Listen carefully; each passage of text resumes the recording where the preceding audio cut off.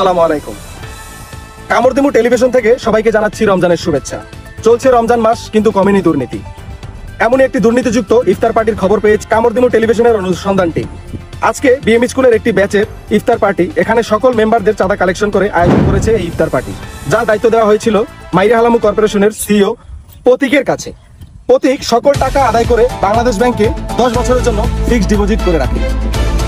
এরপর যাওয়া যাক মাল দিমুনা করবি কি অনলাইন মার্কেটের নির্মাতা রাব্বির কাছে, যাকে দেওয়া হয়েছিল খেজুরের দায়িত্ব। গত 12 তারিখ রাব্বি 40টি খেজুর কাস্টমস ফাঁকি দিয়ে দেশে আনেন, যাতে সময় লেগেছে 2 দিন।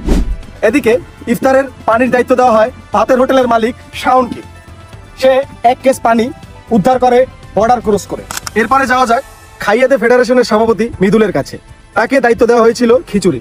সে বরিশালের স্বনামধন্য ব্যক্তিদের সুপারিশ ক্রমে 20 প্যাকেট খিচুড়ি কনসিডার করায় 40 টাকা, যা রাতারাতি পরিণত হয় ব্ল্যাক মানিতে।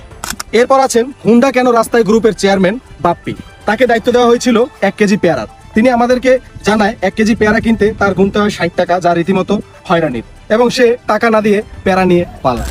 এদিকে 26 নামে এক ব্যক্তি ডোনেশন দেন একটি বড় সাইজের তরমুজ, যেটি আগুন লাগার ভয়ে এখনো কাটা হয়নি। এমনই বড় বড় আরো অনেক দুর্নীতির সাথে জড়িত এই ইফতার পার্টির সকল সদস্যরা। আমাদের অনুসন্ধান টিম অনুসন্ধান করতে করতে ইফতারের সময় হয়ে যায়। লোভ সামলাতে না পেরে আমরাও যোগ দেই এই ইফতার পার্টিতে। সকলকে দেখার জন্য অসংখ্য ধন্যবাদ, এবং সবাই জানাবেন আসলে কার অপরাধটি অনেক বেশি ছিল।